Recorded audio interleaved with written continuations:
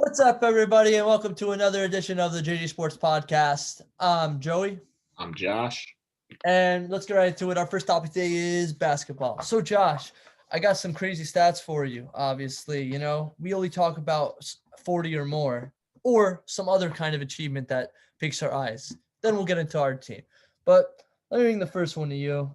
I'm going to start with the lowest because I think that's the fairest thing for me to do. So I don't know if I've actually mentioned this guy a lot. We probably talked about him only when the Knicks played him, but we never mentioned like how high he can score. So I want to bring some light onto him, and that is Mr. Trae Young. If you look at your screen, you will see against the Celtics of all teams, he scored 40 points, 35 minutes. So he scored more than the amount of minutes he played on the game. So I think that's pretty cool. Thoughts, Josh? Trae Young is a stud. He's young, no pun intended. And Okay. Sorry. yeah, I knew you were gonna let. No, Okay, because okay. Either way, I can't. decent percentages. Not even just the 40-point game, but the 31 and 35-point games that he had. I mean, decent percentages from the 3-point range, and he played around the same minutes. No more than 37, no less than 35 in all three of those games. Two of them were against the Celtics. As for his 40-point game, though, I mean, even the other two, though, once you put up more than 30, you know that you're scoring at a high rate and at an elite rate almost if you're doing it consistently. And he is doing it consistently. I mean, especially over these last three games. On the regular season, averaging 26.9 points a game. I mean, he's only in his second year right now, if I have that correct. No, he was drafted the same year as Luka. Oh, so he's in his third year then. Mm-hmm. You remember? Well, either way, I mean, in the draft, they were traded for each other, the picks. That's crazy. I did not know that. Yeah, for those who clearly somehow haven't figured it out yet, basketball is my weakest sport in terms of my knowledge and everything, even up to modern day. But from what I do know, Trae Young is one of the more electrifying players to watch in the league, especially this year. The Hawks haven't been too great, but they've been staying in there in terms of around the playoff push because the Eastern Conference has just really not been good beside the top two or three teams. And we know those clear teams are obviously the 76ers, Brooklyn Nets, and it's between like Milwaukee and Boston. But Boston's been a bit weak recently also. So, yeah. And then the next like 4 or 5, maybe even 6 teams are all those slots are up for grabs. It's crazy. So then with all that being said, yeah, Hawks not a great team. Trae Young is doing good things. Okay, so let's get on to the next one. So that would be pretty good as well, I think. We talk about this guy a lot. 2 games, Luka Doncic, 46 and 44. Yeah, what's new, to say the least. I mean, ever since we've talked about him when he had his first triple-double, Joey, I think that he has just been on a completely another level. And I don't say that being that he was playing bad before, because he was still playing very, very well before we had that episode where we talked about it. It's just, it almost felt like it wasn't like Luka Doncic playing after what he had done the previous 2 years. With that being said, now he feels like it's the guy we've seen out of Slovenia from Europe, and that whole team, as a matter of fact, I think it's the team that has the most European players on it. And I know the record doesn't say, we're a deadly team, as you might think, with names like Porzingis, Maxi Kleber, who's been excellent off the bench, even guys like Tim Hardaway Jr. and Dorian Finney-Smith, who could come out, whether they'll be in the starting role and do it all. But one guy is going to give it his all every single game. There's going to be almost a guarantee that he's going to be a lights-out performer on your team, and that's Luka Doncic, as we see here. 46 and 44 in back-to-back games. I mean, that's just ridiculous. Come on. And it's not like he's taking – he had 2 less points in the game against the Blazers than he did the Pelicans, but also his field goal percentage. He didn't take as many shots. I know he didn't hit as many. He didn't.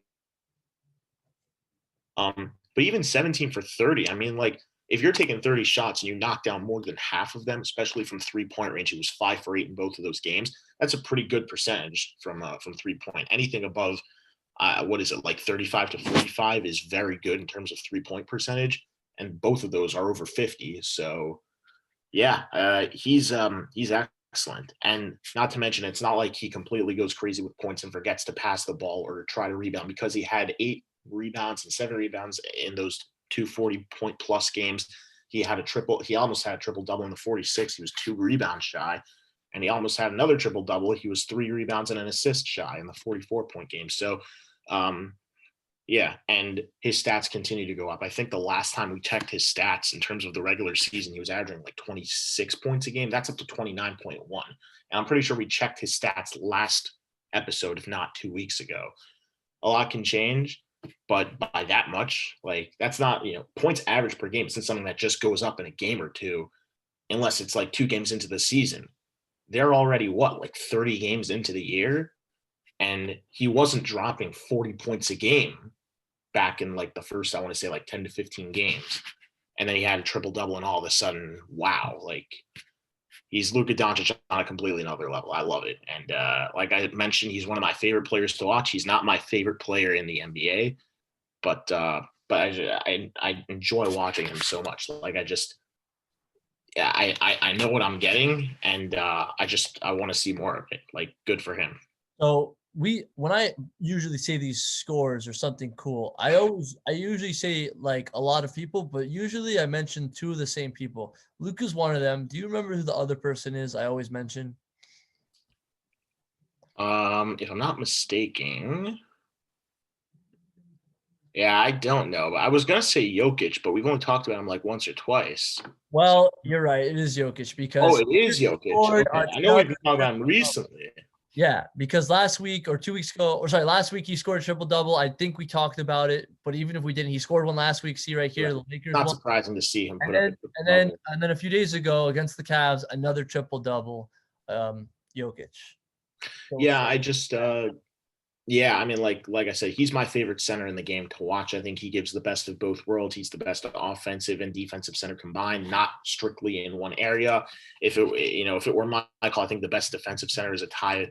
It's really a toss up for me between Rudy Gobert and Joel Embiid. The best offensive center is, in my eyes, maybe like Karl Anthony Towns, maybe Joel Embiid, even there too. Who knows? But I think Doncic is the best in terms of even play on both sides. And I mean, look, I don't know how many of those rebounds were offensive in both of those games that he just had against the Hawks and Cavs.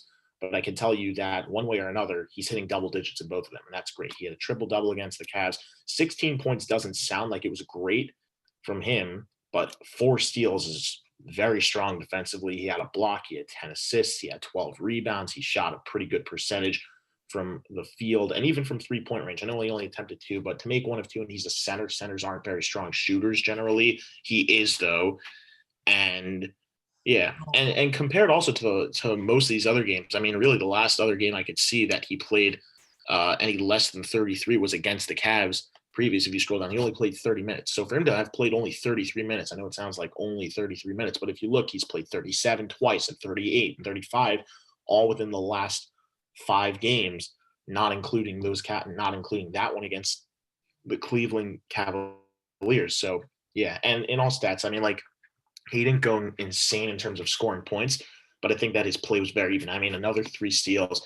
He was only 4 assists shy of a triple double. Like, come on, or 7 steals, whatever. Josh, you're gonna love this. You're complaining because while you do like the triple double, you're upset because the points were very low. So there's actually a really cool answer for that. The reason why the points were very low and that the assists that he even got double-digit assists is because his teammate Jamal Murray scored 50 points in the same game. That's crazy! Wow, I did not know. You see, I played. I'm trying to get more into basketball by doing that. I played fantasy basketball for a no money in the league, just to see like how I could test my. Jokic happens to be my best player, and good for me, I guess. Like, he's going off this year. But Jamal Murray is always another guy I've liked watching to play. I think he's one of the more underrated point guards in the game, but still has enough, enough in his career that he's made a name for himself still. So no one doesn't know who this guy is, but I feel like he doesn't get recognized as the top guards in the league, like Luka Doncic, as we've mentioned, or Damian Lillard, like we've mentioned before, or Donovan Mitchell, who we haven't gotten to talk about because the Jazz are kind of in the middle of nowhere in terms of the rest of the league, but still. And yeah, like that's just it. Like I feel like we don't mention Jamal Murray enough because all of the spotlights around that Denver Nuggets team are all on Nikola Jokic. But I mean, to me, Murray is probably the second most important piece of that team. If like I'm assuming Jokic would be, but even if he's not, then I don't know who would be. So him and Murray have to go 1 and 2. And I mean, something we don't see. I know this doesn't really mean much, but in terms of his, where he's from, also you don't see too many Canadian players in the NBA. You're starting to see a little less of them. I think there are only like 7 players in the NBA from Canada, and Murray's one of them. I know that you probably know another one is R.J. Barrett from, of course, our favorite team, the New York Knicks. Also, Wiggins. Yes, Andrew Wiggins from the Golden State Warriors also. And ironically enough, first overall pick. I don't know when Murray was drafted. Oh, 7th overall pick. Barrett, 3rd overall pick. All these guys are top 10 picks. Like, it's crazy to think, like that. Even though there's so few, they were all like very, very highly rated coming into the league. So, great for them. I like to see it like spread around the world where all the players are from, because I feel like it's USA and then it kind of goes off to like Europe somewhere, and then the rest is like, okay, well, what's next? Because Asia doesn't have many players, and Australia has a couple, but they're not like out there really. It's really the only players I can think of from there off the top of my head, like big name players. Honestly, it's really just like Ben Simmons that's currently playing. From Australia, right? Yeah, unless I'm like Tristan really Thompson is stupid. also Canadian. Tristan Thompson. Yes, I knew that. I knew that. Shea Gilgeous-Alexander, Khalil Olynyk. There's some other ones. Yeah, Yes. guy from someone on the Pacers also. I forget who that guy is. Pacers, it says Naz something, I think. I don't see Pacers. I could be wrong. Maybe it was last year he played for the Pacers. Yeah, maybe. What do you think his name is? Naz? I don't know. Maybe that's his nickname. No. Do you mean Ignaz Brazdeikis? Maybe. But he's on the Knicks, not the Pacers. So I don't know. But yeah. I have absolutely no idea. Either way, whatever. We got off topic. We're not gonna whatever. So you think it's pretty awesome. Yeah, and 50 points. Yeah. And we haven't, And it's funny, you mentioned who'd you say your favorite centers were? Yeah, my favorite center to watch is Jokic. Right, but you think the best centers in the league are? Oh, Gobert and Embiid are up there as well. Right. So Embiid and Towns also had himself a night, and he also scored 50 freaking points. Yeah, there you have it. And look, the field goal percentage, 17 for 26. He missed less than 10 shots, and he attempted 26. I think that's pretty crazy. He was 1 for 2 from downtown. He had 17 rebounds in back-to-back games, so that's what really strikes me. Like, this dude had 17 rebounds. That's just crazy. He's a freak. It's great. Fantastic. Yeah. What's even crazier to me, though, is the next game, he made 11 less shots. I know that 25 points is a massive difference, but last I checked, it's impossible, even if you shoot all threes, to hit 25 points on 6 shots. I don't get that. Even if they're all N1s, the most you can get up to that is 24. Wait, so field goal, yeah, that's what I was about to say. This could only be 24. So when you get the 25th point, 3 for. I don't know. I'm guessing he probably drew a lot of fouls in the game. I didn't watch it, but I mean, look, when he still pulls 17 rebounds down, 2 blocks, 2 assists, obviously the game against the Bulls seems a lot more impressive. First of all, the fact that he put up twice as many points, but he had 11 more shots made. He only attempted 6 more, but he still shot a better percentage. 1 for 2 from 3-point range. He took one less shot, still had a better percentage, same amount of rebounds, more assists, more steals, twice as many blocks. Like, it's crazy to think. I mentioned that I think Jokic is the best of both worlds, but Embiid is not far behind him if he's not in front of him. I personally don't think Embiid is better than him all around, but I don't think he's far behind for sure. Okay. All right. So that's all the individual scores. Now let's get to our favorite part of this topic, the New York Knicks. So when we talked last week, that was Monday, we were anticipating for a certain game, this Hawks game, and we were hoping they'd win, and they did. Not only did they win, but technically still on the individual a little bit. Julius Randle scored 44 points, almost tying. No, was it tying? Basically 1 point shy of his career high or tied his career high, something like that. Basically, he had a night. He had a night. And like he played 41 minutes, which is also insane. Thoughts, Josh? Yeah, I mean, so in terms of the minutes, you see that's nearly doubled what most of the Everyone other else guys on his team played. Reggie Bullock played 22. Noel, okay, like he's starting to see more time with Robinson out, and RJ Barrett's a starter, but even Peyton, who's normally a starter, 24 minutes. Like, he was only 7 minutes shy of doubling Elfrid Payton and Derrick Rose both in time. That's crazy. Regardless of all that and the time, I mean, he did double some guys in time also. He doubled, it's Alec Burks. He almost doubled Emmanuel quickly. He more than doubled Taj Gibson and Obi Toppin. All that aside, minutes aside, this was really a team effort. I know that Randall obviously had the spotlight on him for most of this game, and almost all, well, not really most, all of it, just flat out. Whenever he was on the court, he was the leading scorer by a landslide. He had more than twice as many points as the next guy, which was RJ Barrett, who had another strong game. But other than that, I mean, like, to me, there's only one thing I have to think about with Randall at this point, and that's he should get voted into the All-Star game. Hell yeah. The coaches who are going to be making the decision as for who the reserves are. I think it's like the last 3 or 4 spots because the starters have all been announced. And obviously some of those names are obvious. You got KD, you got Kyrie, you got Embiid, you got Giannis, and you got Bradley Beal. Beal's the leading scorer. Embiid is the best center in the Eastern Conference. KD and Kyrie are KD and Kyrie. And I mean, like, but don't you think it's weird that that's just it? Harden is not a starter and Kyrie Irving is? I don't know. I just feel no, I don't think because Harden. I don't know if this has much to do with Harden hasn't played much with the Nets.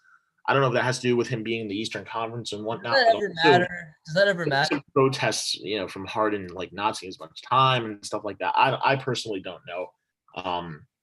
But whatever. If I had to guess, he'll probably end up getting voted in as a reserve. But either way, and then they're going to be reserves, and obviously a lot of eyes are looking at guys like, I'm sure, James Harden, and last year a guy made it in Domantas Sabonis from the Indiana Pacers. Oladipo is no longer with that team, so that's one less guy, I guess, that Randall has to worry about. But obviously Trae Young, I'm sure a lot of people are going to be looking at. I'm sure a lot of people are going to be looking at Jason Tatum, who's once again having another strong year. Don't forget Jimmy Butler. Yeah, you can't forget Jimmy Butler from the Miami Heat. And Bam Adebayo, too, is also having another strong year. But I think the biggest threat really that Randall has to be looking out for is, of course, James Harden, on paper at least. And I'm rooting for him to make it. And obviously, I mean, we both are. We're Knicks fans. But even if I wasn't a Knicks fan, like, he has changed his game completely. He said he wanted to, he was disappointed with himself last year. And last year wasn't a bad year for him as a player, but he was supposed to be their best player.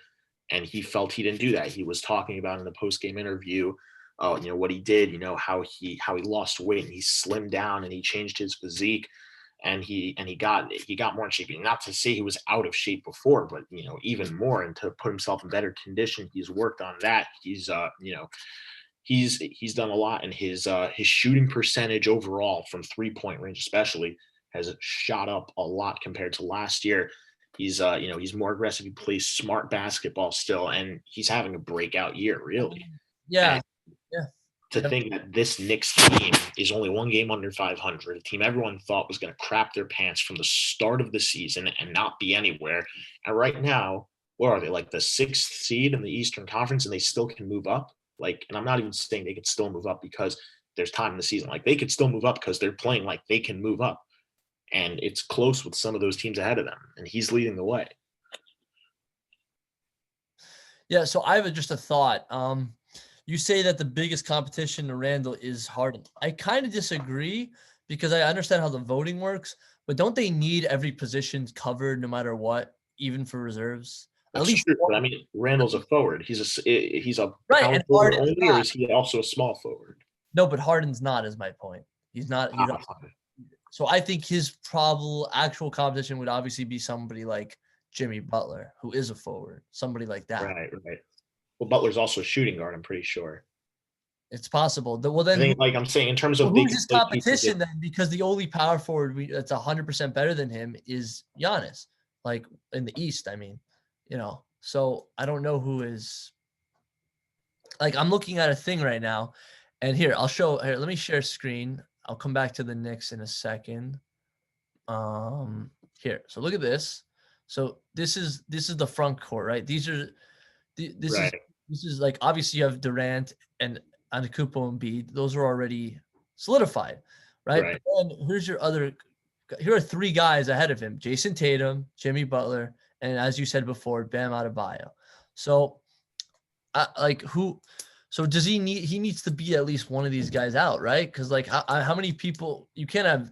How many? I don't even know how many people are on a roster, but this is just the front court. So like, they're gonna have 10 guys. There are like 8 on a roster. I think that there are like 8 or maybe even 7. Honestly, I'm not sure. No, I think they're like it might be like 10 to 12. I think like all together, all the roster. Oh, I have no idea. Yeah, that I'm not sure. Hold on, I have to just. Okay, well, either way, whatever. Let's not get like too deep. The point is he's going to have to beat someone out for this, at least 1 or 2 guys for the guys ahead of him. Exactly. I mean, like Tatum isn't in the starting lineup though, and he's ranked ahead. Like some of those guys are, and some of those guys aren't. Right, so we also have to take into account the guys who are not in that starting lineup. You see Joel Embiid, Giannis Antetokounmpo, KD, Kyrie, and Bradley Beal are all there. But not all those guys are in the top over here because if you take a look, Tatum's not in that starting lineup. Adebayo's not in that starting lineup. Butler's not in that starting lineup. All 3 of those guys are ranked ahead of Randall. The only guys on this list ahead of him who are in there are Embiid, Antetokounmpo, and KD. That's all it is. So the fact that both Bradley Beal and Kyrie and Kyrie Irving are both not within the top 8 right here because Sabonis is behind Randall. I don't understand why he's not. Well, I guess Adebayo's a center. I know that's in the backcourt actually, because this says front court. So, wait, Jason Tatum plays what? Is he small or power forward? He's a forward. He's a power forward, I think.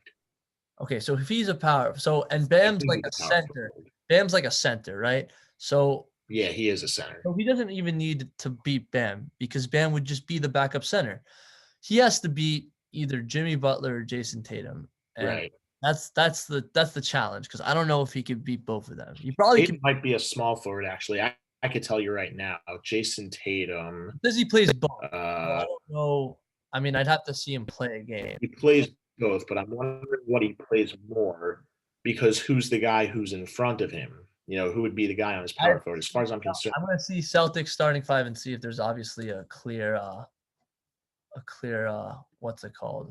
Starting 5. Yeah, he plays both. Yeah, I see. I don't even see. I see 2 centers. I see Thies and Thompson with Kemba Walker, Jaylen Brown, and Jason Tatum. So I don't even know. It's just okay. So it's listing Tatum as the power forward. So I guess one of those centers. Yeah, I would say. Well, if Jaylen Brown's in the starting lineup, then I mean he's a small forward also. So I would have to say that Tatum is probably the power forward then. Okay. See, I'm just looking at all the combinations, and all of them. It makes it sound like it's Jason Tatum as the power forward, but I don't know. Whatever. The point is he's got. Randall's got to beat these guys out who aren't in the starting lineup, and wish him all the best. Good luck, Randall. If you ever see this, know that we have your back. We have your support. Don't listen to what we said last year. We were drunk. We don't admit to anything. You were not a travesty last year. Yeah. Yeah, you were great. And go Knicks. Just that's. Go Knicks. But yeah, like, so just going back to the Knicks really quick, let me just pull that back up. So as I said, Randall put on a clinic against the Hawks, right? So I don't know, did you give all your thoughts on that game? What you thought? There's not much more to say. Okay, but then we had a trap game, a major trap game against the Magic, and I was like severely disappointed, especially at the difference in scoring. Like I was just, it was like the They stats. were awful in the second half, in fourth quarter most notably, but I mean third quarter most notably, not fourth.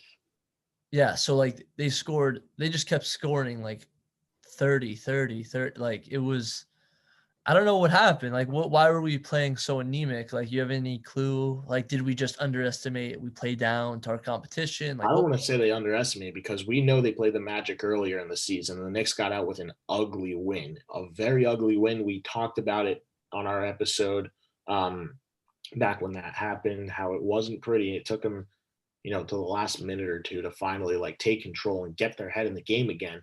But here, I mean, like they played without Aaron Gordon for crying out loud.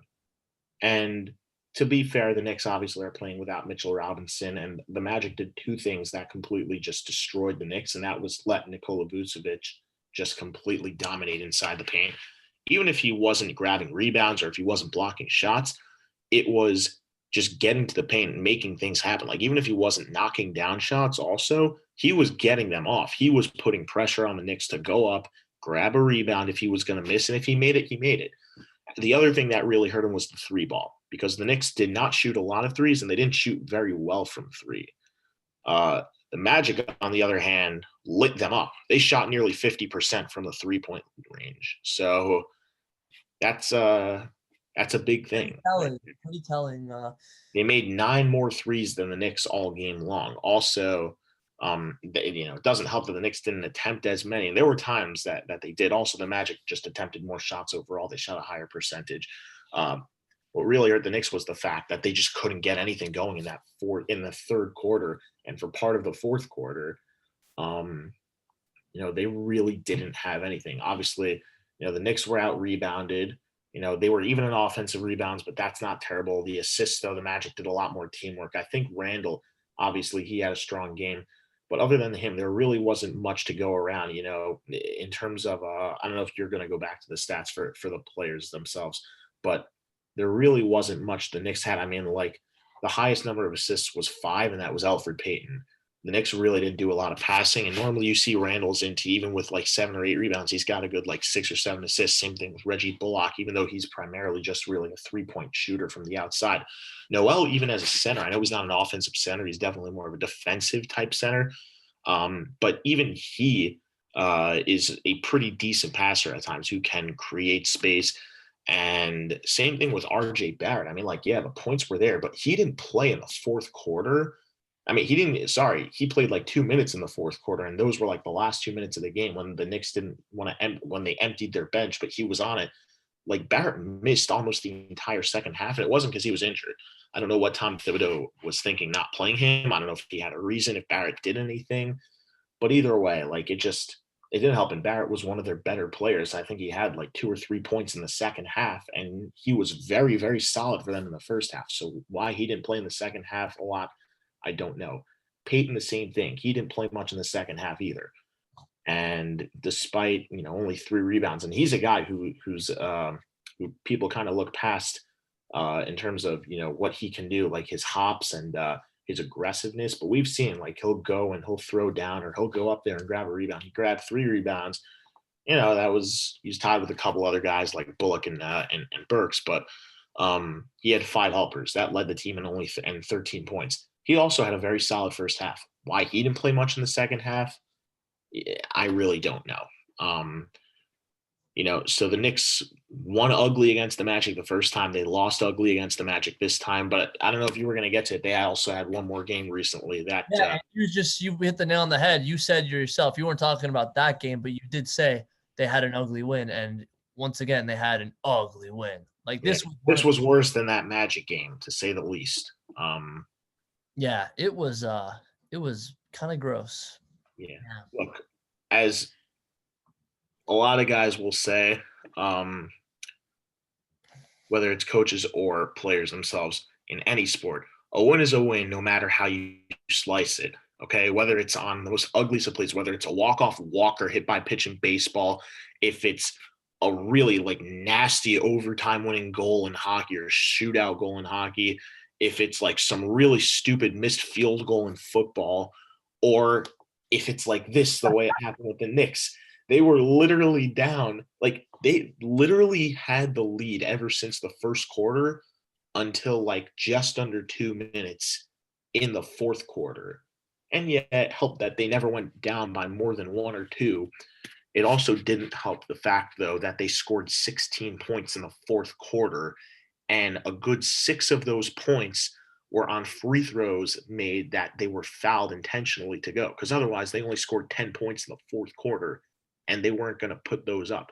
It took them till there were less than 2 minutes left on the clock in that game against the Timberwolves. And I know the Timberwolves have some talented players. Rubio's still pretty good. Karl Anthony Towns has battled injuries and COVID, and I don't know if you heard the broadcast, but a lot of personal losses in his life. Obviously, we feel for him. He lost his mother to COVID, and then he had it. He's lost 7 family members, and props to him because I'm pretty sure he led the way in points. He had 27 points. He was phenomenal. And I just want to point out, I mean, aside from all the personal things going on in his life, that he's focused in. So props to him for battling back. But at the same time, I mean, 15 rebounds. Most of those came in the second half. And he was playing with 5 fouls for a good portion of the game. So the fact that he was able to, and he didn't even foul out. So, I mean, the fact that he kept it clean and was still able to be aggressive and bring his team back into it was really, really something really crazy to see, and crazy in a good way, even though it almost killed the Knicks. I personally like watching Karl Anthony Towns a lot. I have a lot of respect for him. I feel like he's one of those guys who gets a lot of shame for his defense because he's so talented offensively, but very underratedly, he was very good for them last night, especially in the fourth quarter. If you look at it, the Knicks got outscored in what's it called? They got outscored in the second half once again, though, and that's not something that can happen going forward. It just can't. That's what they saw in the first. That's what they saw in the first couple games of the season. Like against the Pacers on opening night, against the Sixers in their home opener of the season, where they played outstanding first halves, and then played like about a first half of the third quarter that was about the same pace as they did in the first half of the game, and then completely just threw in the towel after that. Like they almost didn't care. You know what I mean? I thought they were gonna lose. I was like scared. Yeah, I was scared. I was mad scared on this. I was thinking, because also like Thibodeau, he's a good coach. Don't get me wrong. We know what he's done within his career and the accolades he has and the players he's worked with and the experience he has. And it's not like it's just all been with one team and the same players. Probably more the same players, honestly, than the same team, because we've seen him. This is now his third stint with Derrick Rose and Taj Gibson. So regardless of that, he's a good coach. I'm just confused as to like he didn't call a timeout until very late in that game, and when the Timberwolves were making it close. I know they're the Timberwolves, and they were 7-23 coming in, which was the worst and still is the worst record in the NBA. It's even worse now, obviously, after the loss. But you got to take a timeout. I mean, like, you got to cut momentum. You got to slow the game down. You've got to talk things over. Like, it's just something he didn't do until, they were at the free throw line shooting the foul shots that they were intentionally fouled for. I think this could just be me, but I feel like when you coach in certain places, when you go back to those places, you're just shaken up. Like you have to you coach differently. That's just a theory, because like we all know how it ended with Tibbs in Minnesota. It did not end well. So, and that doesn't excuse that doesn't disregard the fact though that he took him to the playoffs for the first time. No, I'm saying when he was there, he was great. But now it's like all awkward. Right. So, I just feel like, yeah. No, I mean, like, you hit the nail right on the head, and it doesn't change. Look, he might very well, I know I've been saying it, and I'm still going to say it, that I don't expect the Knicks to compete for a playoff spot, but very quietly, they have a playoff spot and they're competing for an even higher one right now. They're competing for it. They're in the 7th seed. They're 15 and 16. The Celtics are right in front of them, and they're 15 and 15. They could be 15 and 16. I'm pretty sure as of now, the Knicks have the tiebreaker between those two teams when it comes to the record because they've only played once. The Knicks smoke. So yeah. So yeah, I mean, I'm pretty sure they're either tied with the Pacers or they're ahead of the Pacers. They're ahead of the Bucks, I know, but the Bucks are, more, they've pulled away a little bit more. Like I said, those are the top three. Sixers, Nets, and Bucks are the top three clearly. After that, no one is more than a game over 500. You know what I mean? Like the Pacers are game over. The Raptors are game over. The Celtics are even. The Knicks are just a game under, and the Hornets are just a game under. It's all so close. Even like people below them, they're only like 1 or 2 games out. The Heat have fallen off a little bit though. Remember how they were 9 and 14 when we checked in on them last? Then they won 4 straight, and now it seems that they've lost 4 straight. So, and I just want to point out that Mavericks still in a low spot. Yes, but their record is they were 9 and 14 last we saw. So they're 4 and 1 in their last 5. And the same with the Knicks now. They had a chance to win 6 in a row.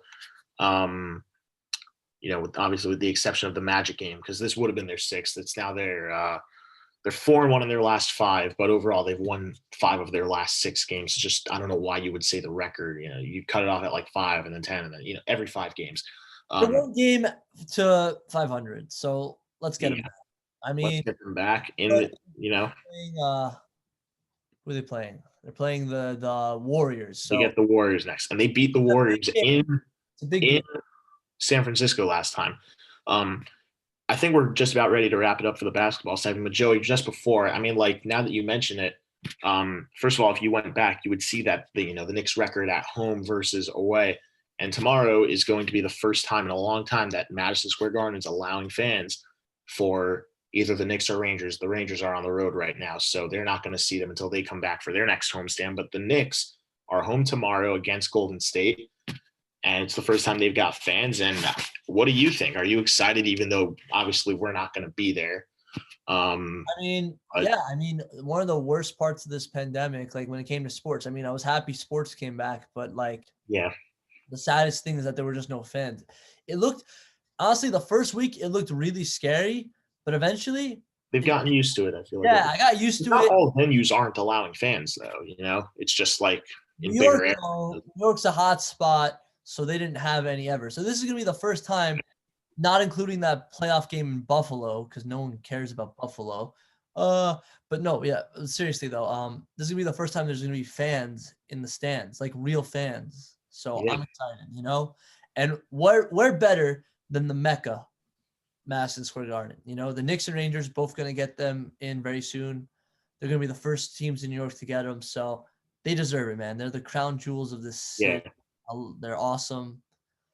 And I think let's go Knicks. So I think the guy who deserves it the most out of anyone right now is definitely Julius Randle, though. We already talked about how great he's been. And you see in Rebecca Harlow's post-game interviews, every time she's been interviewing Julius Randle, and there's been all this talk about like, oh, Randle, I want to do it for the fans. I can't wait to have him back, especially in his last game, because it was the last game they played before tomorrow night.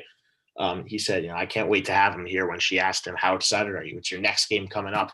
He said, I can't wait. It's going to be special. We're going to do it for them. And going forward, they are they could be a team to look out for. I'm not saying, highest of competitive ways, but these are not the same Warriors of old. They're not the same Knicks as well. Yeah, so they're not a bad team. So they're pretty good. So we'll just see. May the best team win. Yeah. Or just the Knicks win. Either way. Yeah, that too. Both ways work. I'll take that. So I think that's the end of basketball. Yeah, we went deep into basketball this week. There was a lot to talk about. So I figured we might as well. So we're going to take everything else a little bit. We're going to talk a little bit less about everything else, piece by piece. So let's get into baseball first. And Josh, I feel like you wanted to say something on baseball. Is that correct or no? I don't have much in terms of what went on in terms of free agency and everything. I do have something to say though. And that is the fact that the Mets have added, they do have one piece they added. They did add Taijuan Walker from the Toronto Blue Jays. He was with the Seattle Mariners as well.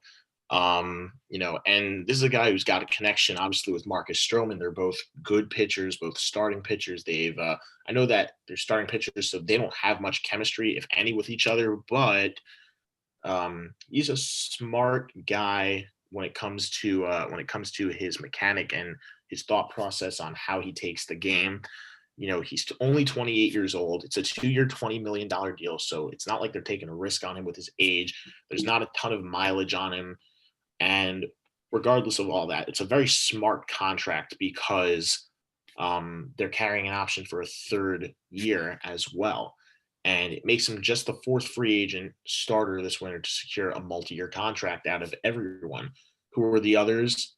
Obviously, Trevor Bauer. If you include, obviously the opt-outs aside, but Bauer's contract still says, he's going to be pitching for multiple years, aside from the opt-outs. He was the only other big one really on the market. Other than that, it was some little signings here and some little signings there.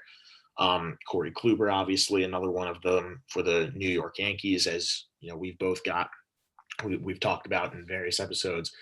But regardless of that, it's not about those two guys right now. It's about Taijuan Walker. And this was a guy everyone was saying, oh, the Mets are going to go and get him.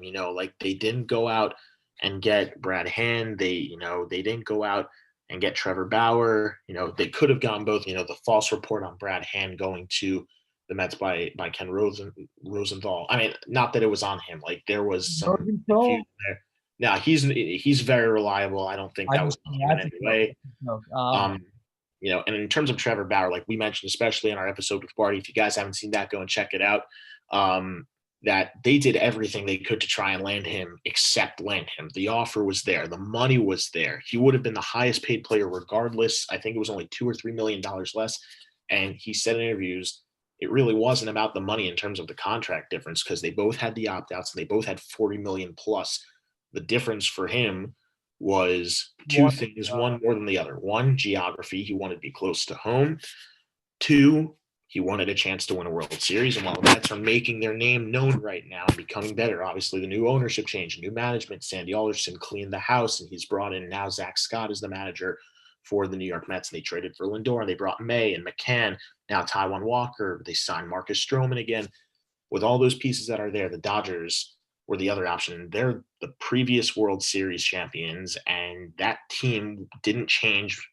Really the only things they lost, which were Jock Peterson and Kike Hernandez, and both of them weren't even official starters. They were more situational players, and the pitching was outstanding. And I think a lot of people are forgetting something, and that's the fact that they didn't even have David Price starting for them last year.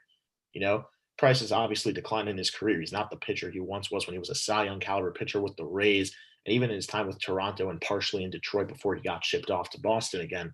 But I mean, he's still David Price. He's still a serviceable, good pitcher with a lot of experience, and he knows what it takes to win.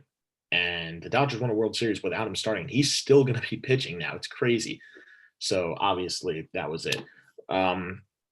I like the move for the Mets. The other thing I just want to get, and I want to mention something. Francisco Lindor said something that I think should really get the Mets going in a press conference today from spring training. It was his first time going live. He said he got to meet with some of the players like Jeff McNeil and JD Davis. He said he wants to work with them on their fielding and, whatever he can do to help them from what he knows and whatever he can help himself with from what they know. McNeil, for example, as a hitter, because he knows McNeil could hit. So can Lindor. But Lindor said, I'm interested to see, what I can learn from these guys and how he can teach them to defend better, especially McNeil and Lindor are projected to be, obviously Lindor is going to be the shortstop, but McNeil projected to be the Mets starting second baseman. They're both going to be manning the middle of the infield, and that's an important position to play. So regardless of that, he said, though, in terms of analytics, this is what the question was about. And he said, I'm not a player, who wants to go out and, I think analytics are both good and bad. And they're good because they help you from a statistical point. They're also bad in that case because if, for example, I'm 0 for 10 against this pitcher, it's late in the game, right? And Joey, I think that you can understand is even so, the analytics might say you should take him out. But as a player, you don't want that at all because you want to go out and beat that guy. He's beaten you 10 times. You want to get him back hard.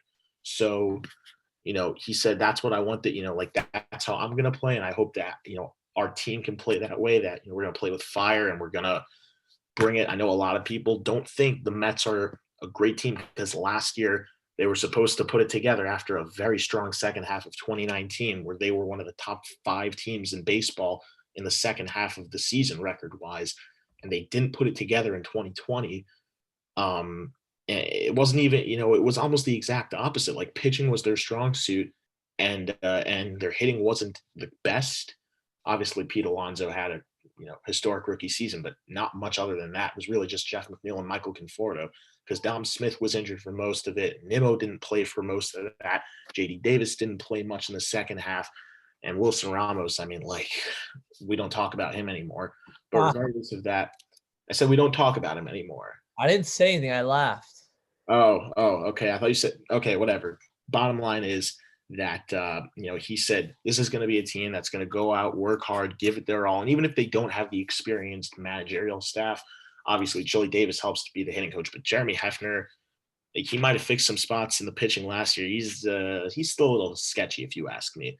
And especially Luis Rojas. This is like make it or break it for him because last year might have been a fluke because they had awful ownership and players opted out and all that stuff. This year is it. Like, they got Lindor, they got McCann, you brought in May. You still have the pieces in McNeil, Alonso, Conforto, and JD Davis, and Nimmo, and they also added depth, to fulfill when guys don't want to play. Also Dom Smith. I'm sorry, I don't even know how I could leave him out. He had an MVP type season for 2020 stats at least. Like, this is make it or break for him. If he doesn't bring this team to win, like, he's got to go. That's just it. That's it. There's nothing more to say. He has to do it. And I think this is probably the last move the Mets are going to make. I don't think they're going to make a push for Odorizzi, even though they can. Walker's not bad. It's just a matter of getting it set and finalizing who is going to be in what role officially. Obviously, we can expect to see Jacob deGrom and probably Marcus Stroman are going to be, within the top 2 for the starting pitchers. Carrasco, I'm sure, is going to be there, but he might go to the bullpen because he has in the past. And I'm sure that, Lindor and McNeil have their positions locked up, as well as Conforto. But Alonso and Smith, there's going to be a debate who plays first because there still might be a DH. It's very unlikely, but who knows? And obviously, Sarton McCann is also going to be the lockup number 1 catcher, I'm sure. But other than that, like, we got to see how things play out. So that's all I've got. And you could take baseball the rest of the way because what the heck? That's everything there is that I have anything to comment on of value. So yeah, I want your thoughts on, as you know, spring training comes around. You invite people to camp, technically the free agents that you sign. We'll see how it lasts, but I want to know your initial thoughts on the Yankees signing Derek Jeter, among others. If you know Derek Jeter, he's on Trevor Bauer's channel, Live at Bat. Former Red. Personality, and then them officially signing Justin Wilson and Brett Gardner. Yeah, I'll start with Derek Dietrich. He's a left-handed bat. He's known, primarily, I know, believe it or not, but he's known as one of those guys who will get hit by the pitch and steal runs that way. A lot of people compare him to Brandon Guyer and even Brandon Nimmo, who's been modeling his game a little bit after those two guys. But we've talked about it. That's kind of what it is. And he's a good bat. He's got some pop to his pull side, which would be right field. And in Yankee Stadium, we all know that the short right field fence might work to his advantage. It worked for him in Cincinnati, which is a hitter's ballpark, and Yankee Stadium is looking to be a good fit for him. Other than that, Justin Wilson, second stint with the Yankees, we know what he can do. He's always been a solid pitcher. I think he helps that bullpen, which got a little bit worse. I mean, like, Darren O'Day's not bad, but I think that Ottavino was definitely better than him. So with that being said, if you think about it, they got Wilson and O'Day together to basically replace Ottavino for double the amount of people and less money. I like it. I like it for the Yankees. Good move. They could use some more left-handed action because they only really have Zach Britton and Aroldis Chapman. And Wilson's another guy who can come out and pump out mid to high 90s, and he's an effective pitcher. He gets the job done. Other than that, the last one was Brett Gardner, and again, it's like, I don't mean this, offensively to the Yankees, but it's just Brett Gardner. It's like he's not the player he Okay, once buddy. was, but Yeah, he's serviceable. yeah. That outfield is, pending the fact that both Judge and Stanton obviously can't play right field together. One of them is going to be DH, but Gardner doesn't have the speed he once did. And Frazier broke out, and Aaron Hicks is still, their top dog to go with in center field. He's very good defensively. Brett Gardner still has, I think, something left in the tank. He's not that leadoff hitter, but he works at bats, and he's a pesky hitter still. Hey, So it helps with yeah. all those power bats the Yankees have in their lineup to have a guy who can come in and work in that bat as well as he can. And I mean, like I said, his speed isn't what it was anymore, but he still has some decent wheels to him. So maybe for him to snag a couple bases, maybe be a pinch runner every here and there, because he's not going to be a starter this year. That's just what I would have to believe. But yeah, we'll see how it is going forward. He knows the system better than almost anyone on this team. He's been here a long time, and I expect him to not really change much in terms of how he takes the game. All right, don't listen to this fraud, guys. Guardy, we love you. And Yeah, I mean, no offense probably play later in the game, Gardner, but he's okay. not getting any younger, is my point. Well, no, none of us are, Josh. That's true, but more in his case because he's the man in the spotlight right now. Listen, we all know he's bald. Okay, you don't have to point. Just you're saying things that I didn't. Listen. We all know he looks like Mr. Peanut, but you don't have to bring it up. All right. Okay, I did not allude to that. Okay, you were the only one who brought it up. You know what? Next topic. Okay, your boy, my boy, Fernando Tatis Jr. hits a freaking milestone by having a crazy deal, a la Patrick Mahomes. Thoughts, Josh? Great contract for both the Padres and Tatis. That's what I think. And I'll tell you why. Tatis is only 22 years old by the time this contract expires, assuming he'll play the entire thing out. And spoiler alert, he's going to do that. He keeps himself in good shape. He's an electrifying player. They're not going to want to move him. And if they keep this core around him, he's not going to want to leave San Diego.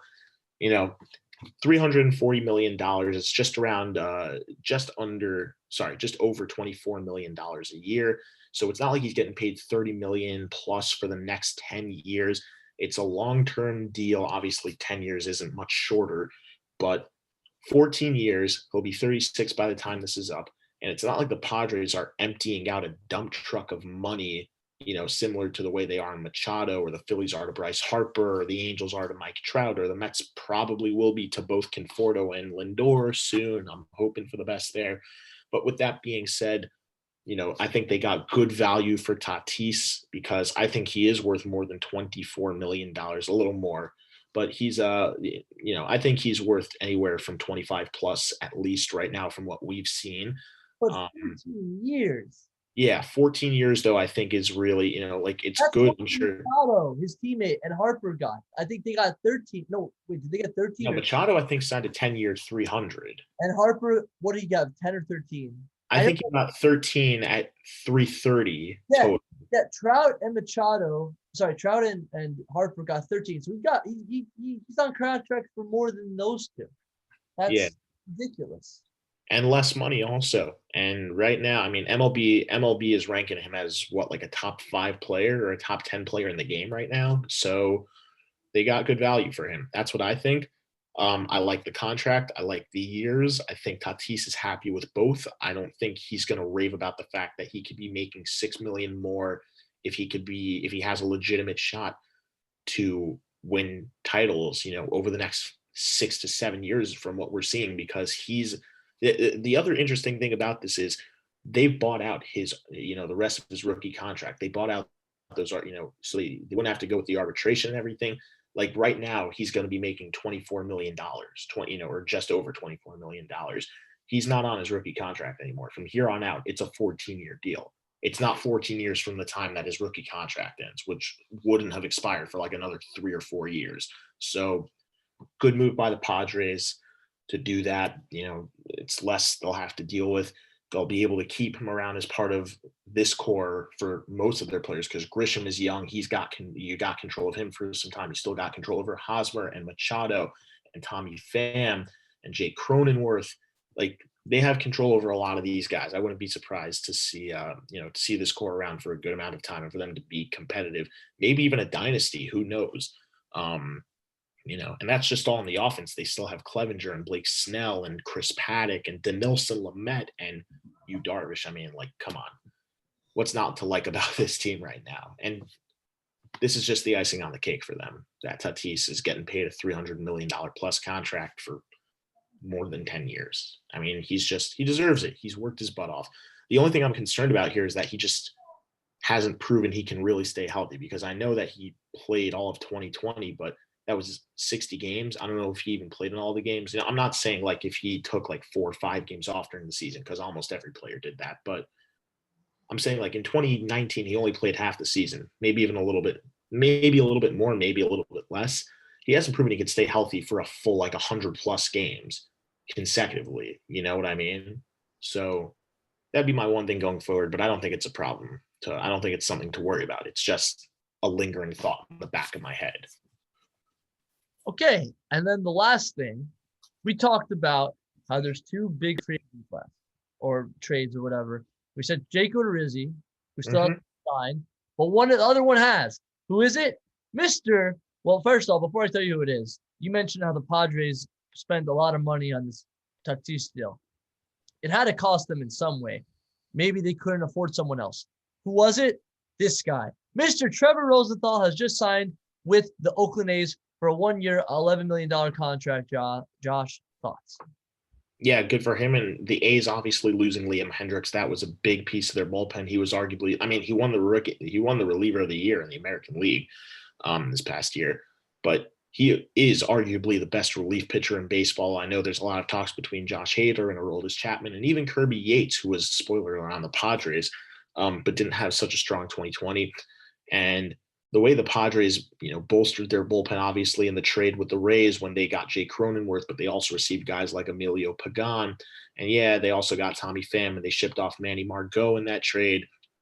And I don't remember who else. Oh, and Hunter Renfroe. But with that being said, Rosenthal was a piece of that bullpen. That was a big piece. He's gone. And now he's with the Oakland Athletics, who are not the same team. Obviously, you lost Marcus Semien and you've lost Liam Hendricks, and it's not looking as good for them this year as it was last year, but Rosenthal definitely helps them. And, he's a good reliever. He's been through a lot. He's been to the most competitive stages in baseball with the St. Louis Cardinals back in his early days in the league. He's been through the lowest of times when he was with the Nationals, when they were complete trash in 2018. And then you had last year with the Padres, and they were a team to look out for. And now he's going to the A's, and he definitely doesn't make that team any worse. He makes that bullpen a lot better. And it also helps. I know these guys are also a year removed, but guys also like Blake Trinan and Homer Bailey, who wasn't a starter, but occasionally pitched out of the bullpen. It also helps there. So good for the A's. They made a good move. 11 million is not a crazy, it's not a crazy price to pay for a guy who's proven himself. So yeah, and he's still throwing gas. Let's be realistic. I mean, like he's still got a lot left to show. Yeah, best reliever on the market. So, he's great. So I think that's enough. We've talked about baseball. I think I'm ready to move on to football. Do you agree, John? Yeah. There is not much baseball to go around. Yeah.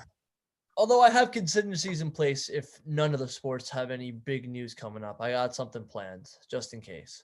So we always do. And spring training, I believe, just to end off real quick, I think the first game starts in exactly a week. Yes, that is true. Yeah. It was pitchers and catchers day this week, but people were going to their personal stations. And so we'll see how it is. Technical games start next week, so it's exciting. Baseball's back. Yep. Okay, so with football, 3 things. So the first thing, a little bit of a sad note, but I feel like it should be mentioned. Sadly, passed away, Vincent Jackson.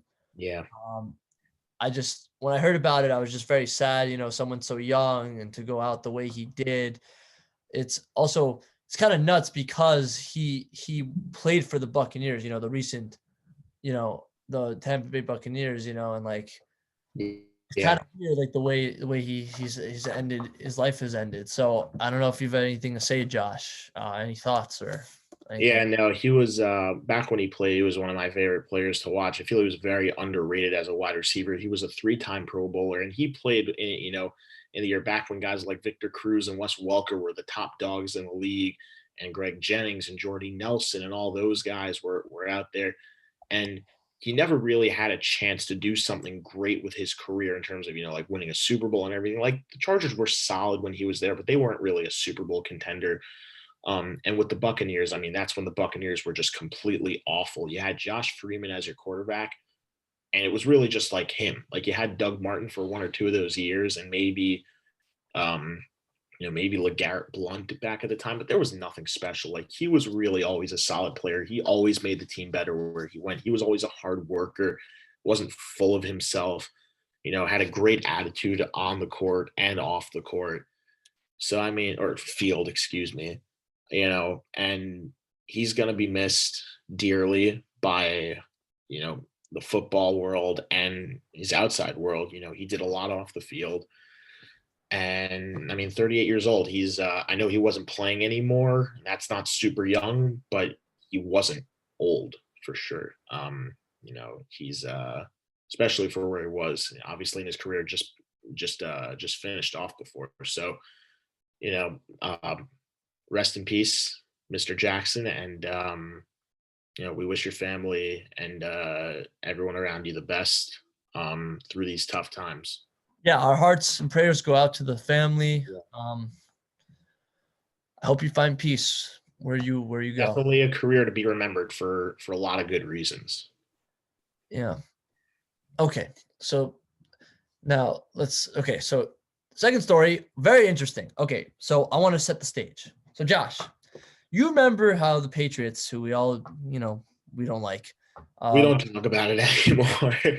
Well, whatever. I gotta mention this just to set the stage. So Tom Brady, to me, before the first three straight appearances in Super Bowl, who the hell, like everybody knew who Gronk was, but nobody knew anyone else. So who are the supporting cast that he threw to? Like who comes to mind? I like Julian Edelman up there. Surprisingly enough, one of the first years he made it, not talking about the late 2010s, but in the early, Chad Johnson or Chad Ochocinco. I'm talking about just the straight three. Straight three. So Julian Edelman's on that list, underratedly, but he was on there. Martellus Bennett is on that list. You've also got Demaryius Thomas, I think, was on the first one of those teams. He was against Atlanta. I don't think he actually played in that game, but I think he was on the depth chart. And Chris Hogan, I could remember, also was on that team. Other than that, running backs, obviously James White had that game where he first got noticed in the Super Bowl. And it wasn't just from running. And obviously you also had Rex Burkhead throughout that time. We got LeGarrette Blount and Danny Amendola.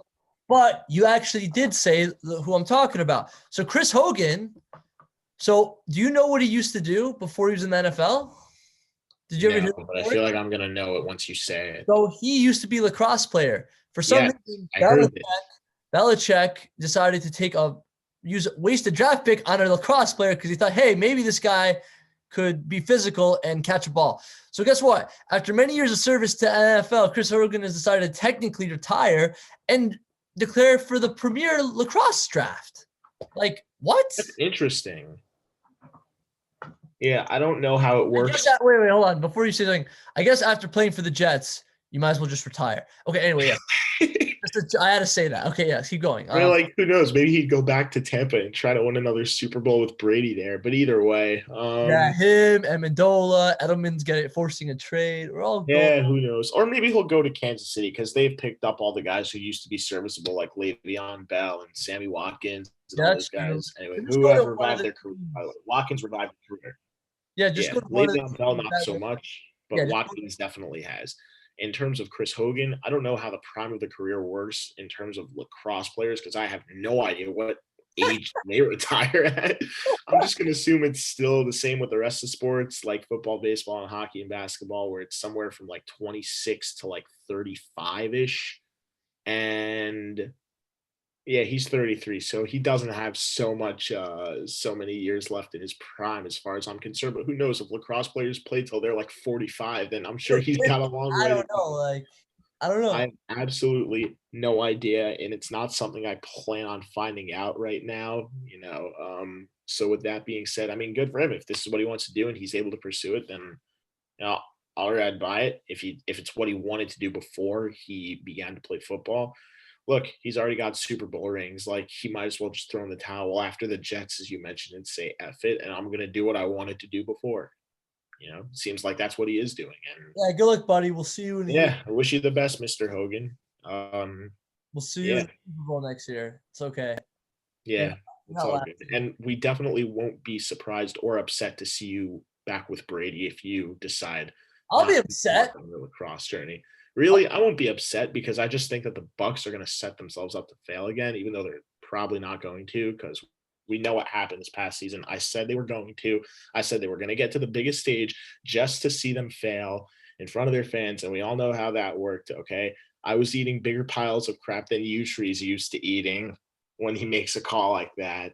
And he eats And big piles of shit. So exactly. So I don't want to be doing that again. Yeah, whatever. We'll find out.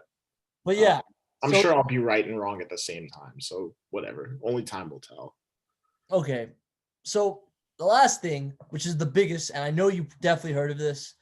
Holy crap, the NFC least got even more interesting. Oh, well, never mind, never mind, never mind. Oh, you thought of something else? Yeah, no, no, yeah. Well, do you Just want to say it or no, no, no. I thought you said NFC least. I did? Oh, whoops. But whatever, fine. Sorry, Major brain fart on The NFC East, either way, whatever you want to call it. major brain fart on my part is what it was. Nah, but like division, the tank division, whatever you want to call it. The point is, Yeah. it just got really interesting because the Eagles traded away Carson Wentz to the Yes, freaking they Colts, did. which I called, I'm pretty sure, for 2 draft picks, both of which I'm pretty sure were not first rounders. It's a third rounder and a second rounder that could turn into a first rounder with conditions if Carson Wentz plays like 75% of the snaps. So they know that they're taking a huge risk here. Basically, they're not giving you a first rounder unless we actually benefit from this trade. So what do you think about this, Josh? That they traded Um, Wentz to the Yeah, Colts? I don't know how much money really has to do with this, but I think the Eagles are putting their money where their mouth is. They got rid of Peterson. They traded away Wentz. Not a ton of teams were going to want Wentz's contract, but clearly someone did clearly one team did because the Colts have taken it. And you know what? I couldn't care less if this completely fails for the Eagles. I hope it works for the Colts because I liked Carson Wentz, but I think he had a little too much of an ego. Like really his MVP season, his MVP type season before he went out with that injury in 2000, the 2017-18 season, when eventually the Eagles won the Super Bowl because Nick Foles stepped in, but Wentz was having an unreal season before. That's really the only thing I look at him in his career and say, wow, he was really like a top quarterback, and he is a top quarterback. He is a little, not even a little, he's just overrated at this point. And look, Indianapolis turned Philip Rivers into, like Philip Rivers is a very accomplished quarterback. I know he's never won a Super Bowl, but he's one of those guys who is going to go down, and you should say he should have won a Super Bowl in his career. And it wasn't his fault. Never exactly had the greatest defenses, to put it that way. And obviously this year he had a pretty solid defense, but he wasn't the Philip Rivers we saw in his prime, obviously. And he just retired, as we've mentioned before. So they managed to, adjust Philip Rivers to the system, pretty quickly. And I wouldn't be surprised to see them do it with Carson Wentz either. Because let's be honest, I hate to rip on him, and I don't mean this to rip on you, but Jacoby Brissett is not taking that team to the playoffs by himself. It's just not going to happen. You know what I mean? Like he's good for situation, like he's good for situational play, but The plug and I play. don't think he's the starting quarterback that is going to take that Colts team to the playoffs. I think Wentz though provides something. He's mobile. What's it called? The way it seemed like a lot of the routes go, like cross slants, because the Colts don't really have a deep threat. You've got T.Y. Hilton, but even he's not running those routes. And other than that, you've got guys like Zach Pascal and Michael Pittman who are used to running more cross and slant routes. By So to the have a way, guy who can throw on the run as well as Carson Wentz can helps when you're trying to move the ball that way. But it's funny you mentioned Michael Pittman because I don't know if you saw, he just said, I'm not going to change my number because he wears number 11. He's like, I'm not changing my number for any. Yeah, I know that.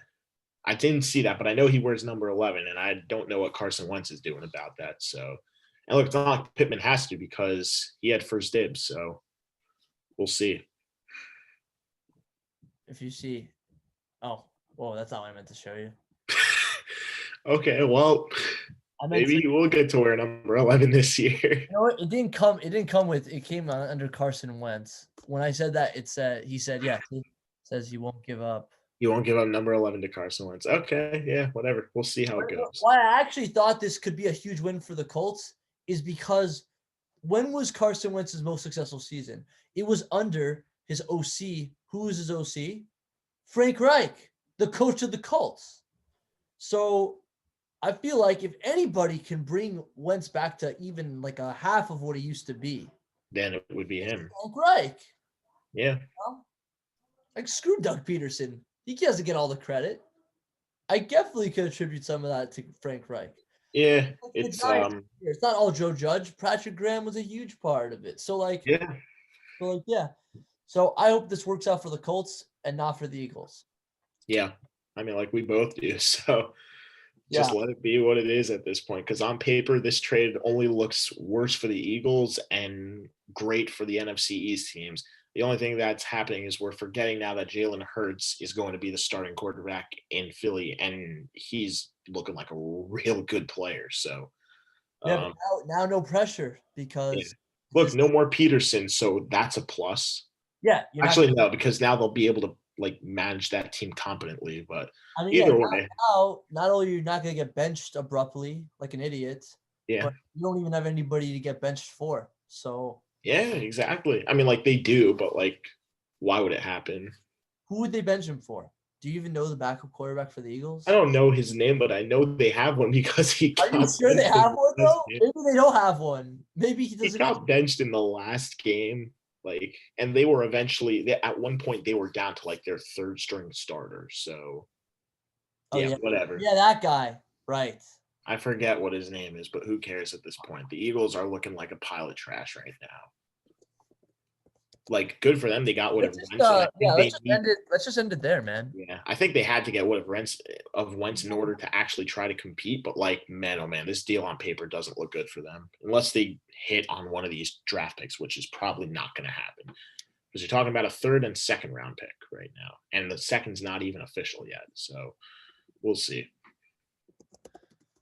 Okay, yeah. I mean, let's let on that. The Eagles suck, you know. Oh, Nate Sudfeld. Nate Sudfeld. That was his name. Okay. Yes. I knew it was something with an S, but I wasn't about to go because how many names start with an S? 272. Yeah, definitely. I don't know. That's a random number. I just picked that. Okay, so let's move on. I think we're done with football. Let's move on to the last topic because I'm getting tired. Let's do hockey. We're gonna do 3 things again. You know what they are. So F. Okay, hold on. I gotta pull it up. Sorry, this is that was too good. Oh man. Kid show. I have nothing more to say. A kid show. I'm keeping it clean.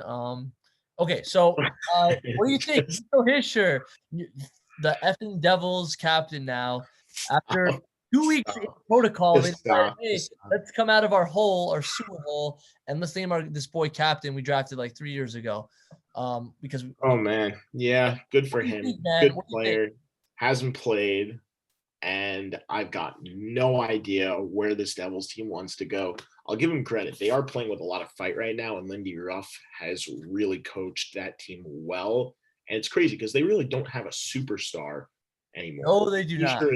He sure is still kind of growing as a player, but I think he was the right guy to name captain. I think he's a guy they intend to keep around a long time. I know a lot of guys are probably going to say, oh, you could have named PK Subban the captain. Well, guess what? PK Subban was so hyped up coming into last year, and he just done nothing but completely suck balls. PK Subban, who would have thought Subban's captain? He's a good defensive defenseman, but his offense is completely lost with the Devils system right now. And obviously, I'm not going to go too. I know, like I just said, what I said in terms of his play.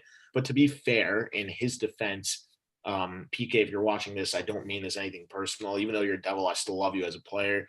regardless of that, he's gone through a lot of changes, as have most of the players there, with John Hines getting fired and their bench coach was the next guy who got brought in. And now they let him go. And now it's Lindy Ruff behind the bench, who's one of the most winning, winning Winning coaches this of all coach. time. So Yeah. yeah, and he's only those numbers are only getting bigger as the games go along. And they fought hard all year long, despite not having that great superstar type player. Like the last one they had was Taylor Hall in his Hart Trophy season, as we spoke about before this episode. Debating whether or not, like, do they really have a superstar? Was Heischer the right guy? And yeah, I mean, like, Heischer seems to be the right guy, at least in my opinion. And I think that his game is going to grow and that he's going to get better. So I like this move for the New Jersey Devils. Good for them. And, I think it's good. They'll have a young leader because that's a young core. Yeah. Yeah, I mean, he has big shoes to fill for Andy. No, he doesn't. That was probably the worst captain in the league 2 years ago or last year, whenever he was down. That was probably the most Oh over my gosh. captain in the league. That was that. I just want to say that was great the way you turned that around. Oh my gosh. Yeah. Thank you. But yeah, who cares about this team? Let's just move on.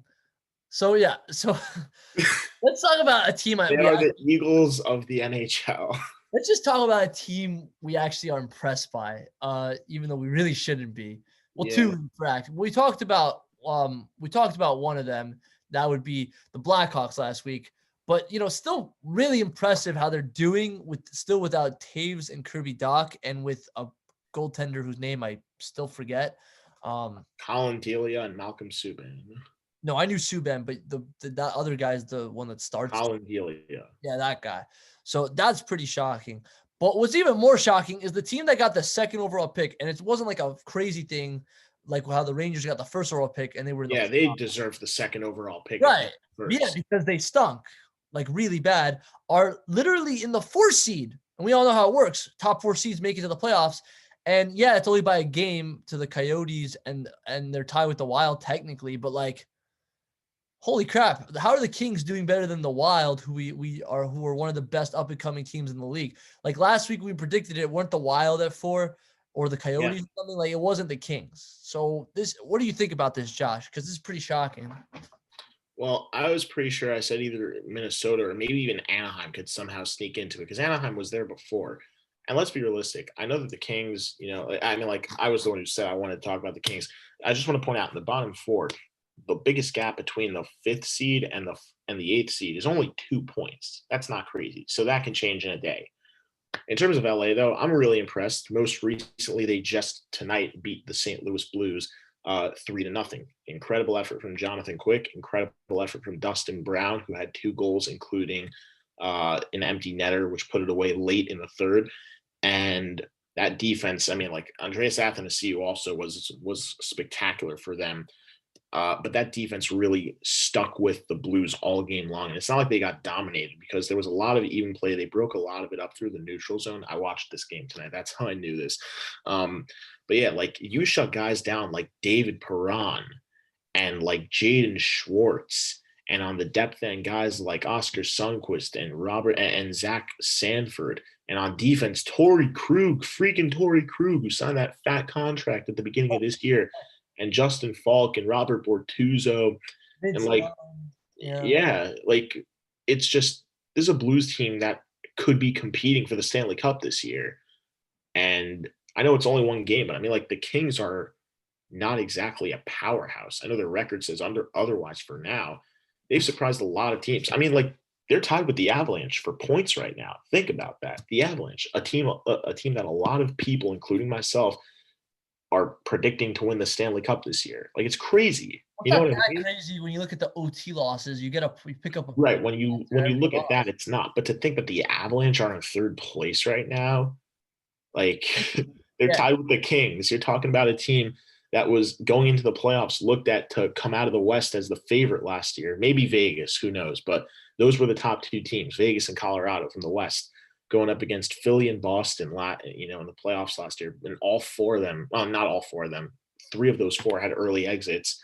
and Vegas made it to the conference finals and lost. But like everyone said, oh, the Avalanche are going to be back with a vengeance. They took a deep team and made it even deeper. Even though they lost Zadorov and through the season they've lost Ian Cole, they brought in Brandon Saad and Devon Tays, and Grubauer has established him as a starter, and Francouz has established him as a very solid backup and can start when needed to. Don't forget, they were out last year because they were starting Michael freaking Hutchinson as their starting goalie in like 3 of the last 7 games that they played in that series against the Stars. They should have won that. I mean, like, not they should, like, obviously battling injury bugs. If they were completely healthy, I think they could have honestly swept the Stars, as good as that goaltending was, because the Avalanche goaltending was better when they had their starting goalies to play. But regardless of that, like, it's not about the Avs.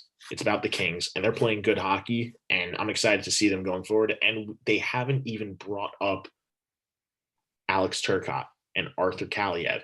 And of course, their number 1 prize possession, the 2nd overall pick from this past year, Quinton Byfield. So, what you think they're gonna make a put? Like, you think down the stretch, if they're still hovering on that 4 spot, they're gonna call those who guys? knows? Who knows? I know that I believe Turcotte and Kaliev can eventually be called up this year, but I don't think Byfield will be. So we'll see. I mean, yeah, he's very young, so Yeah, they're all very young. true. Okay, so I think that's it on that topic. Yeah.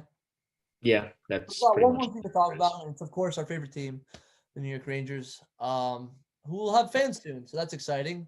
We mentioned that earlier. But Yeah. so let's just go over the last 3 games because we did our show on Monday.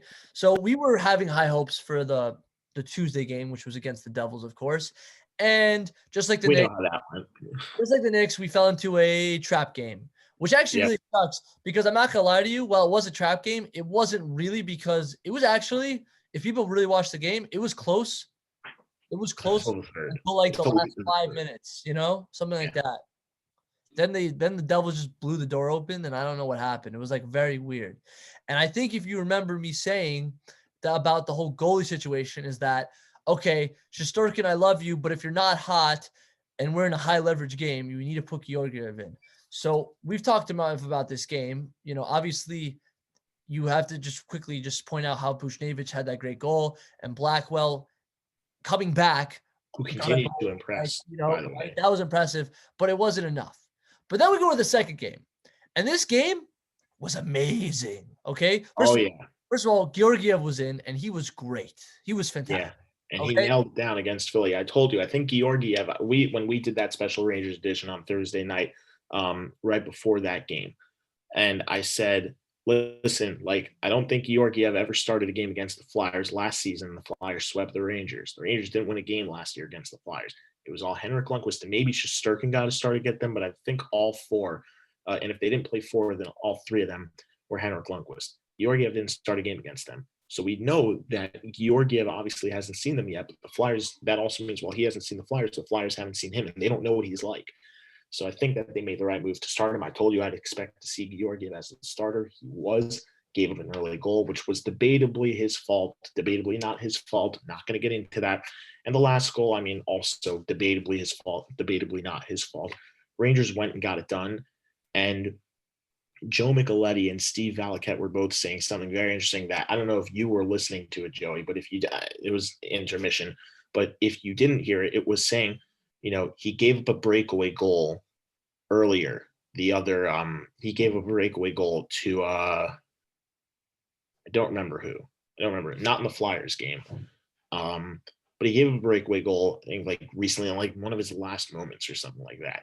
And it was saying, if he gives up those goals, right, like making a save on a breakaway gives him confidence. And it was off the chance Michael Raffl had when the Flyers were on the power play. And it was an intentional shoot-in, and he raced down and beat everyone, stuck out, and Georgiev stuck out the left pad. He pulled it to his backhand, like with speed coming in from the left side.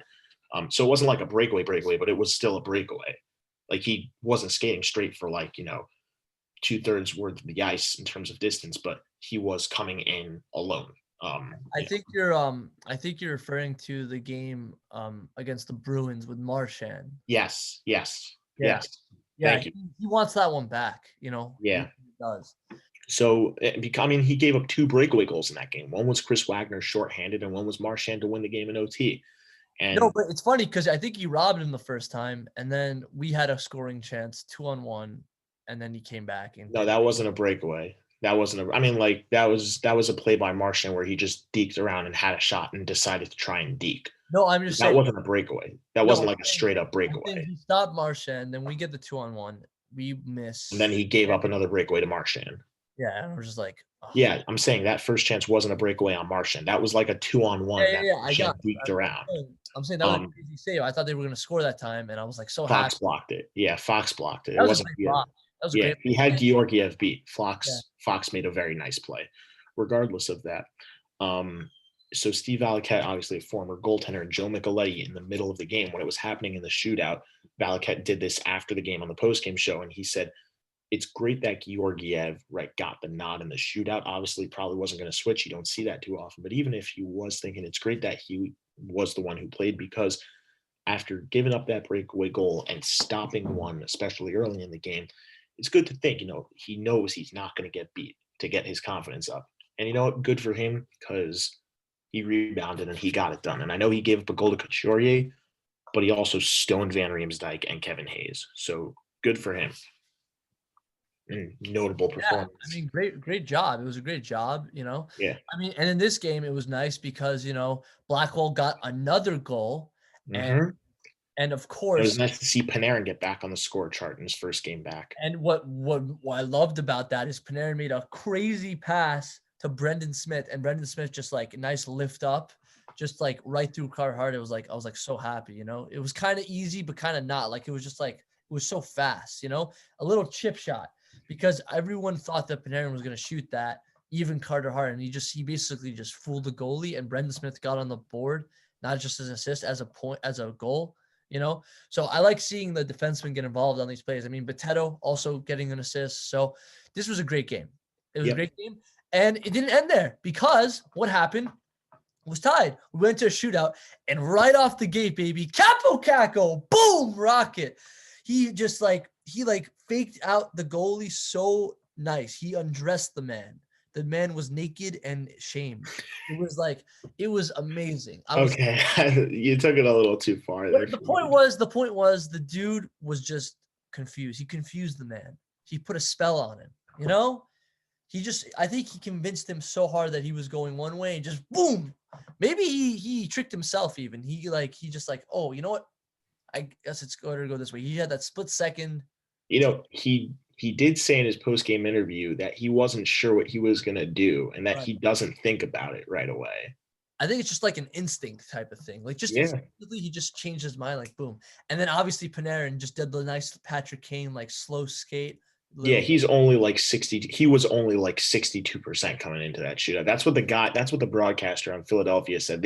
Philadelphia was the one on the highlights when I watched it after. And he said, he's only 62% in his career for the shootouts, which is ridiculous. It's not 62%, he's what, 4 for 7 or something like that. I don't know. 3 for 5. So he's literally can just it's amazing. It's ridiculous. He's almost automatic. It's crazy. I mean, yeah, it's awesome. It was a great game. And then we were like, oh man, this game's gonna cost us. Maybe we're gonna get too cocky and we're gonna lose to a team like Capitals. But let me tell you, we talked about the goalie situation. Did I not tell you? Situation, right?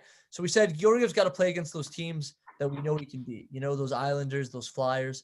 But who's a team we know Igor can beat? The Caps. Exactly. He saw what he did against Ovi, and he did it again. He did. And he gave up that one goal. Who did he give? Ovi didn't have a point even in this game. He gave up a weird goal to Dmitry Orlov. It wasn't even Ovi. So but by the way, the goals in this game were phenomenal. Okay. I just want to say, by the way, that goal you mentioned, Dmitry Orlov had a very similar look. Again, it was the same look, and Shesterkin was ready for it, and he dropped earlier. He got the glove down lower. It was low glove side, under the glove, over the pad, and well pointed out by Steve Valiquette and Joe Micheletti once again in the intermission report, because it was between periods and after the game especially. He said, waiting it for the same exact opportunity. Orlov knew what he was going to do. He beat him there once. Why not go back to it again? and Shesterkin was ready for it. And well played again by Yeah, he's one of the best defenders, so like yeah. he can change the game. But it wasn't enough because like we did what we did. What have we been doing great this whole time, no matter what? Ups and downs. Our penalty kill, man. Our penalty kill in both Philly and this game, we didn't give it up once. Like it was awesome. Okay. Yeah. Washington has the third best power play in the league, or had coming into this game. I don't know what this because game you did to got that number 8 over there on the right circle just whacking it, and yeah, he got robbed. So plain and simple. And like all 4 goals just are etched in my brain. First one, obviously, power play. Chris Kreider does what he does best, screening the goalie for an easy easy opportunities at second chance, like rebounds. Yep. Now, yeah, but the second goal was my favorite. Yeah, that was a thing of beauty. Because Laugh was in front, and I'm like, I don't know how, I don't know when, but somehow Panarin's gonna get this to Laugh and he's gonna score. We all saw what he did in a split second against Buffalo. He looked off. Yeah. But this was as close as you can get. You can't get closer than this guy. Yeah. And Panarin made a very smart play. I mean, I don't know if I want to say I know you're saying. I don't know if you heard it. I don't know if you heard it, but I did hear it. He literally he faked it to the guy with his eyes. He made it seem like he was looking this way, so he was going to pass it out. He was going to do an outlet pass. Now, it wasn't a no-look pass, though. Don't get me wrong. He did turn his head back to Laffy. His eyes, I'm saying his eyes were veering toward there to make it seem like he was going to seem like he was going to pass the guy, which made the other guy move up and made it just easy for Laugh to get it. And all Laugh needed, what do we say in D3, Mighty Ducks? How long does it take to score a goal? Less than a second. All he needed was less than a second. And boom, he literally just did a little deke, like a little mini deke. Boom. Oh, yeah, of course. And the guy from behind knocked him down as he scored. And I was just like, wow. That's all it takes for the guy. You give him chances, he will score. And let's hope this is the first of many, or the second. Yep. But yeah, what a great goal. And then the third goal was so quick. It was less than a minute after the second goal. It was very, very short after. It was shocking. And you know what? Let's give a round of applause for getting his 100th goal, Ryan Strome. Yep. Yeah, his 100th point as a Ranger. Okay, fine. Okay. Yeah, anyway, previously. Well, big. It was big. It was big. When I saw it was a kind of a shock. I couldn't believe it went in. I couldn't believe that he got Yeah, I was able to believe it went in, but I didn't think that it went straight in. I thought it got deflected. I thought it was deflected, but no, it wasn't. I mean, yeah, and also just props to people like Potato and Lindgren getting the assists on those goals. But the goal that was weird, but it was awesome. They pulled their goalie with 3 minutes left. It was a long time. Yeah, but they were on a power didn't score until very late on that penalty kill. Oh yeah. I'm just saying they pulled the goalie very early, and because they were on a power play. And I was so happy because Buchnevich, who's automatic, he already had an assist that game. He decided, you know what, I'm not going to score. I'm going to pass it to my guy. He's got what they said, the monkey on his back. Let's pass it to Zibbs. And he Zibbs got 2 off. And 2 off his back. Yeah. So Zibbs, he got the puck and he got smacked a little bit around. He got smacked around a little bit. And I thought, oh my God, he's hurt. And then a second later, wait a second, he just scored. Oh my God. Yes, because the Capitals announcer said that he paid for that goal, but I mean, who cared? It was 4-1 at this point, that was it. Yeah, is this gonna be the spark for him to say hey, I scored, or is it because it's an empty net and he got hurt on the way, or but still, a goal's a goal, right? So what? It only takes one goal to get you going. That's just it. Yeah, that's how it was last season for him, because it's not like he dropped 5 goals, all in a matter of seconds. Yeah, all it took was 1 goal. And it was a great game, and they're playing the Flyers again tomorrow. So no, Wednesday. Sorry, Wednesday. It's midnight, so yeah. Theoretically, It's already Tuesday, but yeah, Wednesday, playing on Wednesday night rivalry against the Flyers again. Hopefully, Georgie's back in there, showing them how to go. I'm down for that. I'm down for a big game, and let's go Rangers. So. Yeah. Yeah, that will be the end of our show. And Josh, why don't you Yeah, thank you everyone once again for tuning into this edition of the JJ Sports Podcast. If you want to see if you like this content and want to see future content similar to the content we've been pumping out for you guys, then leave a comment in the comment section down below. Leave a like on the video, subscribe as always. If you want to see more of this content and you enjoy it, because we enjoy making it for you guys and we like what we do, even when it's 12:16 a.m. Yes, 16 minutes past midnight, but we don't care because we're troopers and you're a trooper if you turned in for this entire episode. So once again, thank you for tuning into this episode for the final time. Signing off, I'm Josh. I'm Joey. And have a good night. Thank you very much.